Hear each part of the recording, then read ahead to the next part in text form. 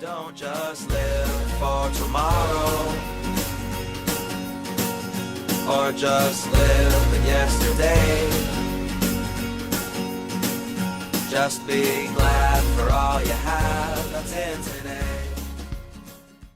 Hey everyone, Connie here, and welcome to my blind reaction to episode 8 of Young Justice Outsiders.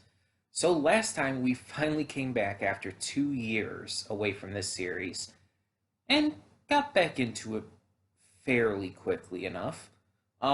It was a pretty good episode to get back into things. We see Vandal Savage and his daughters, and we get to learn about his entire past and how he became an immortal and everything. But they're dealing with Starro. So they managed to handle that with help from Darkseid, who they're working with. So that's fun. And Savage ends up killing his elder daughter just due to her kind of losing her mind in a way, just becoming senile from old age and everything. As unfortunate as it is. But it also seems like the reason he killed her was he didn't like what she said in response to his question as to why she liked that story specifically. So I guess we'll have to maybe see more of this and maybe it'll explain better. I don't know, we'll see. But meanwhile, Brion and Halo were training and got some new super suits as well as nicknames. Hero names, whatever you want to call it. And the bug guy as well, who I can't think of the name of right now, him as well. But the three of them basically being inducted into the team a lot more. And yeah, things are progressing on that front. But Halo has received a new power. So we're going to have to see how that goes as well. Not much else happened last episode. It was really focused on those two sides of things. So hopefully we get maybe a little more this time. We'll have to see. I'm definitely interested in where this is going though. And again, trying to fully just immerse myself into this series after having been, again, away from it for 2 years. So, yeah. And I'm going to say right now, this series is like 26 episodes or so. Something in that range. So, if at any point we end up taking a break, we will, partway through. But I will say, right off the bat here, that if we do take a break, it's obviously not going to wait 2 years again. It's going to be one of those situations where we take a break, watch something else, and then come back to it. It's just that we might need to do that partway through if I ever feel like a little burnout on the series and want to take a moment from it to refresh myself before I truly lose interest or whatnot. I don't want that to happen. So yeah. But with us starting with episode 7 again, and now doing episode 8 this week, I don't know when we'll need that exactly, because we're starting quite a few episodes in once again, so I don't know. It's not going to happen right away or anytime right soon, but I'm just letting you guys know if that does end up happening partway through, I don't know, maybe episode 16 or 17. If that does end up happening, we'll deal with that when it does. But we'll see. Because again, I don't want to get burnt out on shows, especially this one, because it's been 2 years since I reacted to it last. So I don't want to get burnt out on it and end up losing interest because of that. After all this time, I want to be able to finish it. And I do like the show, so I'm hoping that helps push it forward too. We'll see. We'll see. And again, we'll handle that when we get to it, if we even get to that point where I need to do it. But for the meantime, let's just keep going and enjoy what we've got in store for us. So when the screen fades to black, pause this redirect and go to the description below. Follow the link to the reaction, and after you watch it, come back here to the redirect and resume play. Because after it fades to black, then fades back in, everything from that point forward will be my afterthoughts and will contain spoilers to the episode. So, that being said, thank you so much for tuning in, and I will see you at the reaction. And we are back, and we'll begin with spoilers in 3, 2, 1, now. So first off, sorry it got so dark in here. It's like really overcast outside. It's only 2:42 p.m. As of when I'm recording this, but it's gotten so overcast, so cloudy outside. It's really dark in here because of that. In fact, I might be able to show you. Yeah, you're not gonna be able to see. Not gonna be able to see it that well, but yeah, it's really dark, really cloudy. I think it's gonna rain. But yeah, so with the episode, I am never, I feel, going to recognize Mae Whitman's voice right off the bat. I was looking at the credits, and spoiler, the one hero who's in the purple working with Robin and all, she's voiced by Mae Whitman. Amity, Katara, all these other characters. And it's like, I'm always trying to recognize her voice when I hear it. Because, and you guys know, like, with the Kipo reactions, I thought initially Kipo was voiced by her for a bit there, and I was so excited and proud that I thought I recognized her, but... and then she's in this, and I don't recognize her. But I went back and listened to it, and it's like, oh yeah, that's Mae Whitman. But there was a lot that happened in this episode. A lot. We had Nightwing and their team with Brion and Forager and Halo all working to take down these certain heroes, or these certain villains. We had working with Cheshire. We had Livewire, Mist, and Shade, I think his name was. We then see another mission. Robin and these three female heroes.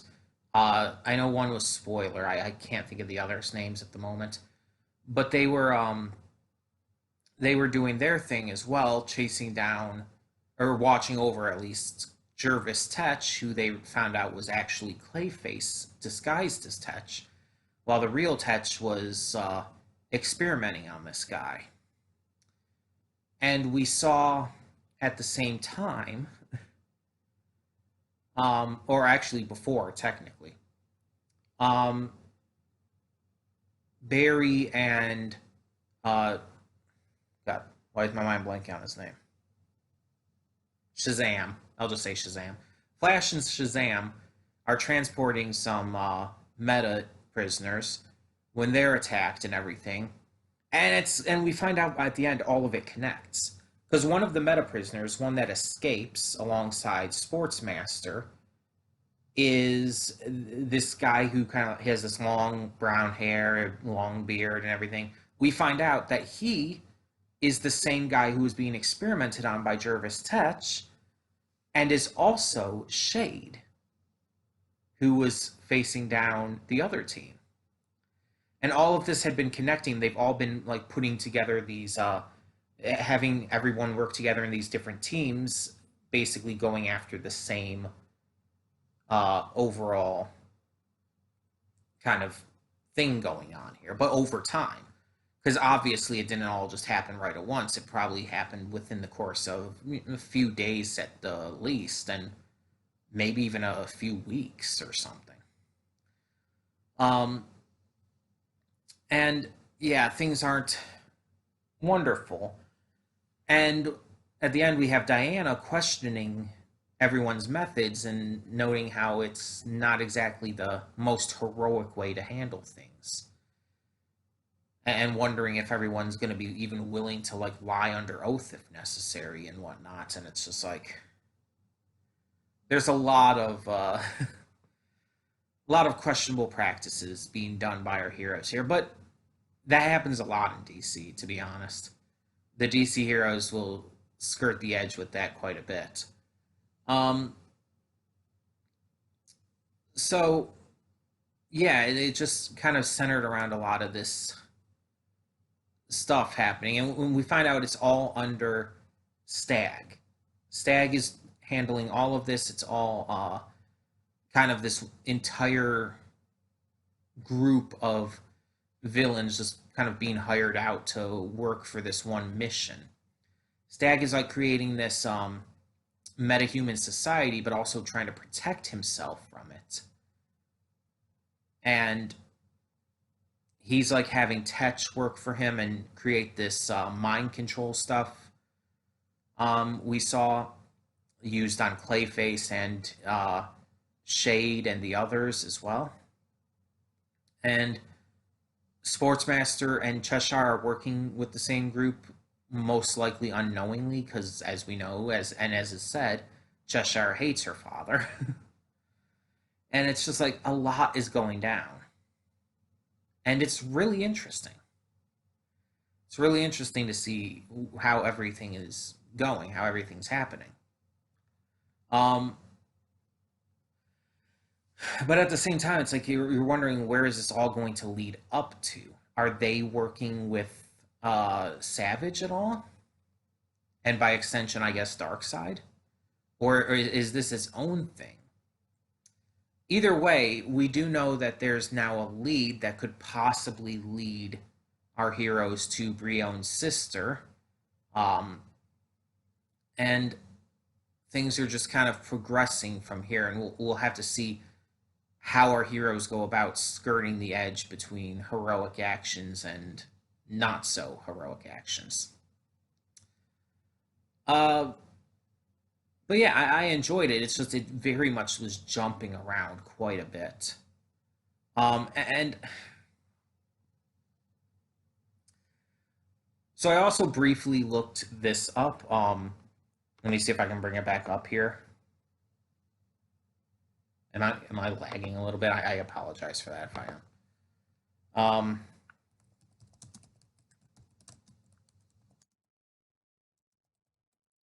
But the line from this episode with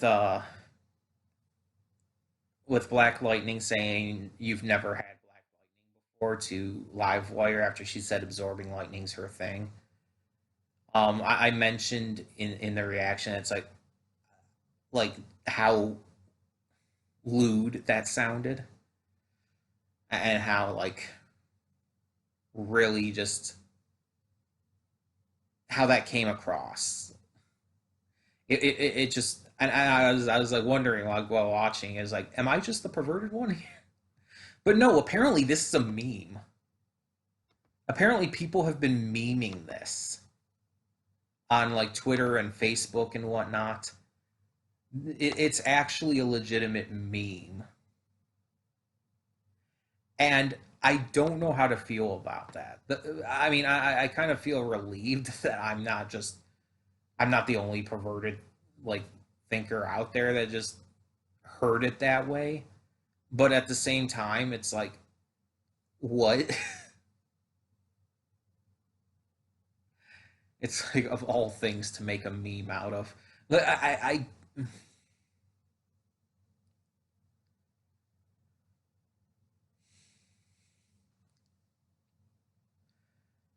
I both love and hate the fact that that's even a thing. But yeah, either way, I'm definitely interested to see where this goes. Just putting aside the jokes for a moment. Um, we're definitely going in heavy with a lot of this, and it's going to be interesting to see this all kind of connect down the line. So, that being said, tell me down below what you thought of this episode of Young Justice Outsiders, and thank you so much for tuning in. For now, I'm Connie, and I'm signing off. See y'all next time.